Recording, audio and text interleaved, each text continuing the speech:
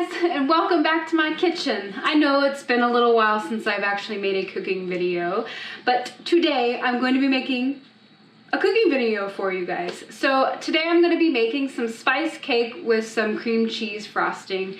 I made this exact recipe for Christmas this year and it was so good, and I've been craving it for a while, so I think, you know what, I'm going to make some today. So I'm going to make spice cake. So come on, let's get started.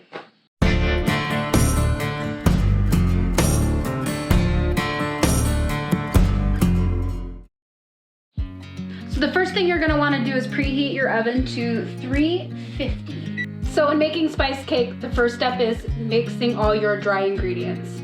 You're gonna wanna start with 2.5 cups of flour. After your 2.5 cups of flour, you're gonna wanna add 1 teaspoon of baking soda, 1 teaspoon of baking powder, 1 teaspoon of salt. After your salt, you're gonna wanna add 3/4 teaspoons of cinnamon, 3/4 teaspoon of allspice, 1/2 teaspoon of ground cloves, and last but not least, 1/2 teaspoon of ground nutmeg. So after you get all your dry ingredients in your bowl, you're gonna wanna go ahead and mix all your dry ingredients up together.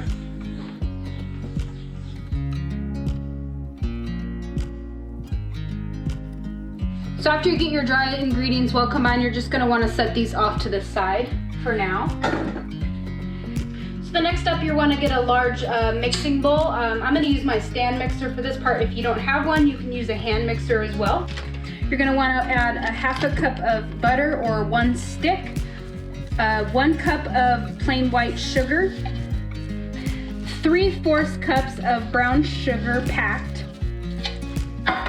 and you're gonna wanna mix this up on medium to high speed for about a minute till it's kind of crumbly.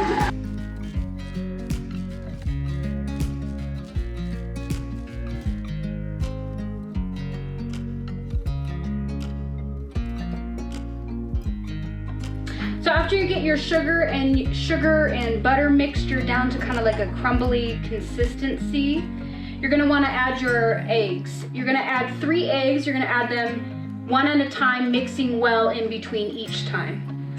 Crack my first egg.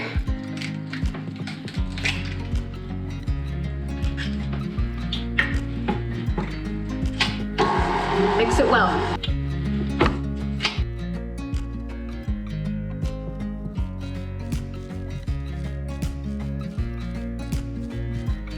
After you combined your 3 eggs, you're gonna wanna add your dry ingredients that you set off to the side. And you're actually going to need 1 1/3 cup of buttermilk. And you're gonna wanna add your dry ingredients to your egg and sugar butter mixture along with your buttermilk. Kinda add it one at a time, mixing well in between.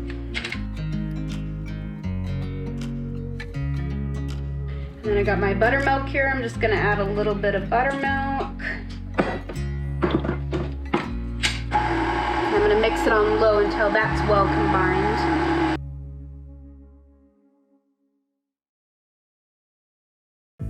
Once you get all your ingredients mixed well, you're gonna wanna take your rubber scraper and just scrape all the excess flour and stuff that got stuck to the sides and mix it in with your batter.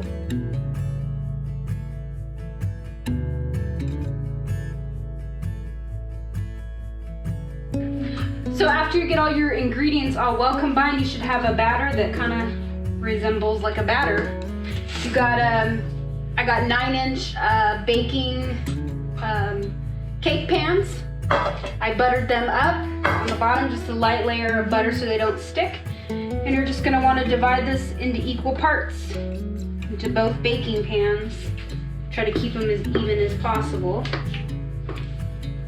So after you get your cake batter poured into your cake pans, you're gonna wanna put them in the oven, 350 for 25 minutes.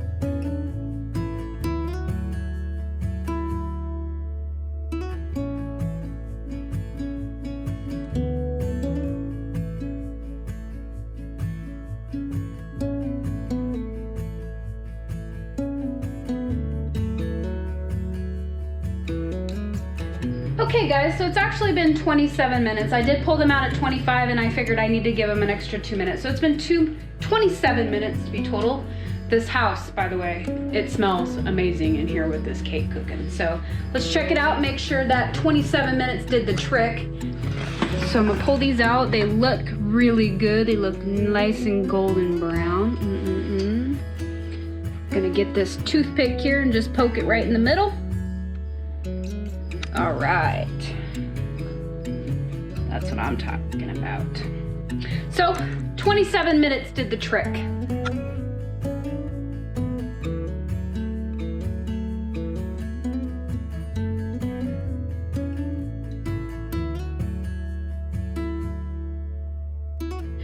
After you pull them out of the oven, you're gonna wanna put them on a cooling rack like I got right here to sit and cool for about 10 or 15 minutes. So while you're waiting for your cakes to cool off, you're gonna wanna make your cream cheese frosting. Exciting stuff. It's really not that hard to make frosting. I know people probably get a little maybe freaked out by it, but it's really not that hard. So first, you're gonna want to add a half a cup of softened butter. I actually pulled this out right after I put the cakes in the oven to have it kind of softened up. You're also gonna wanna add 8 ounces of cream cheese, softened as well. Now you're gonna wanna mix your butter and your cream cheese together till they're creamy. It takes about 1 to 2 minutes, beating on medium-high.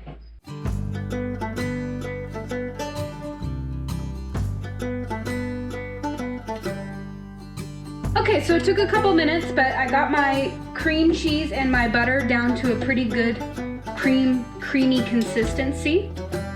So I'm just gonna kind of scrape off the edges of the cream cheese and butter. So now that you've creamed your butter and your cream cheese together, you're gonna wanna add your powdered sugar. And for your powdered sugar, you're gonna need 6 cups. I know, yes, 6 cups of powdered sugar. And you're gonna add 1 teaspoon of vanilla extract. And then throw all of your powdered sugar in at once.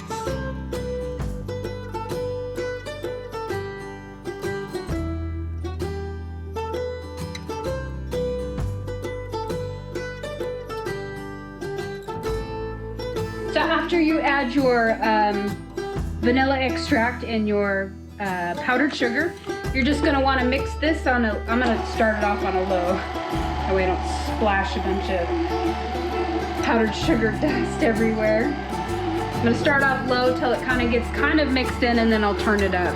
If you're using a hand mixer or if you're using your stand mixer, you'll kind of notice like it's getting a little hard for it to mix, like it's struggling. So I'm gonna just turn it up a little bit, and I'm gonna start by adding tablespoons of milk until it gets to the consistency I want. So I have 1 tablespoon here. I'm gonna just add that.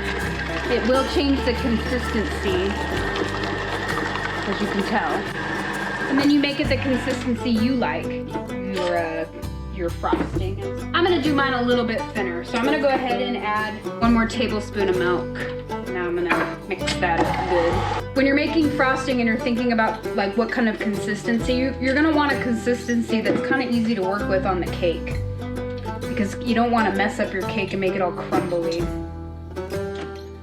So that's kind of what I'm looking for. Like, is it easy to spread on the cake? I'm gonna say that's a pretty good consistency for frosting for me. Some people, you might want to add maybe another, you could add another tablespoon of milk to it if you want it a little bit more thinner. But I'm actually kind of happy with this consistency, so I'm gonna leave it. It took me 2 tablespoons, so that was good. What is this? Lick it and find out. Here, take it. He's gonna be the taste tester for that. Let's see if he can guess what it is. Oh. What do you think? Good. Well, is it good? Yeah. What is it you think it is? Frosting. Good job, dude. He guessed it. Frosting. So my cake's been cooling for a little bit. I'm gonna take these out of the pan and let them cool off a little bit more. The reason why you want your cakes to cool off completely before you frost them is because it does melt the frosting down, and I don't know about you guys, but I don't really like melted frosting on my cakes.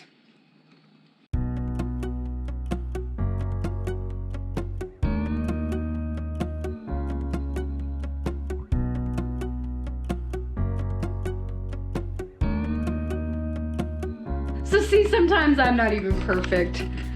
They didn't come out very well. This one's kind of, it just got stuck to the bottom of the pan, and this one fell apart, but this one's okay. I'm probably gonna use this one for the bottom. I'll flip it upside down for, you won't even notice that it's messed up, but oh well, sometimes that's the price you pay when you bake. Can't get them to come out just perfect. So after about 20 minutes or so, my cakes have cooled off, so I'm gonna start frosting them. You're gonna take your frosting. I'm just gonna put a little bit of dab on the bottom. I have this cake dish. You guys can use a regular plate if you have that. If you have a cake pan thing, great. I have this, actually Lynette made me this for Christmas. I think it was a couple years back, so I'm gonna use that. So I got my glob of frosting there, and like I said, I'm going to use this cake that didn't come out of the pan quite right. I'm just gonna flip it over, kind of mash it down so it's pushed up against that frosting. And I'll take a big glob of my frosting with my cake froster. Put a nice thick layer on the top here.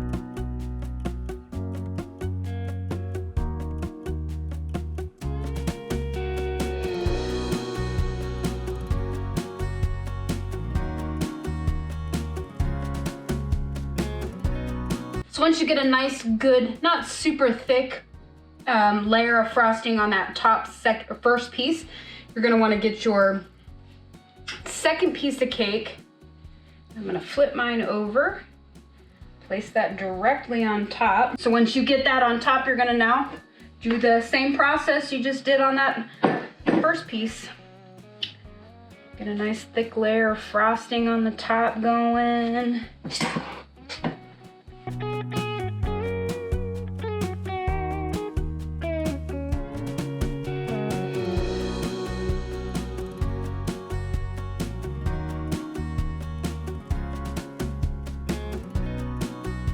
Once you get a nice thick layer on the top, you should have plenty of extra frosting, so you're just gonna wanna go around and get all the sides.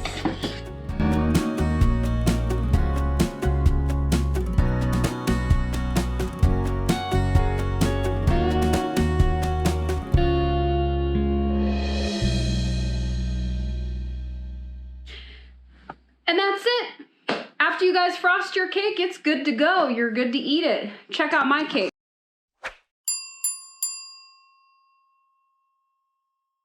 Not too bad. Can't wait to eat this for dinner. Not for dinner. After dinner tonight. Thank you guys so much for watching me make my spice cake. And if you make this recipe, I hope you enjoy it. Until next time, bye.